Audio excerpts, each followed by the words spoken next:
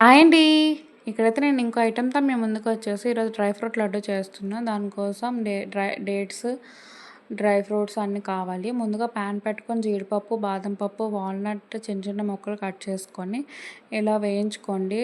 ఇలా brown colour వచ్చే వరకు బాగా వేయించుకున్న తర్వాత ఒక బౌల్‌లో తీసుకోండి. దాని తర్వాత పంప్కిన్ సీడ్స్, సన్‌ఫ్లవర్ సీడ్స్, కిస్మిస్ కూడా వేయించుకొని అదే బౌల్‌లో తీసుకోండి. దాని తర్వాత ముందుగా అరగంట ముందు నానబెట్టుకున్న అంజీర్ డేట్స్ కూడా మిక్సీ పెట్టుకోండి. మిక్సీ బాగా పట్టుకున్న తర్వాత ఒక ప్యాన్ పెట్టుకొని నెయ్యి వేసుకొని ఆ నెయ్యి అంది కాలిన తర్వాత ఆ మిశ్రమాన్నంతా దీంట్లో వేసేసి నెయ్యి ఆ మిశ్రమం మొత్తం కలిపి సెపరేట్ అయినంత వరకు బాగా కలుపుకోండి. బాగా సెపరేట్ అయిపోయిన తర్వాత ముందుగా మనం డ్రై ఫ్రూట్స్ ఉంచిన దాంట్లో వేసుకొని కలుపుకోండి.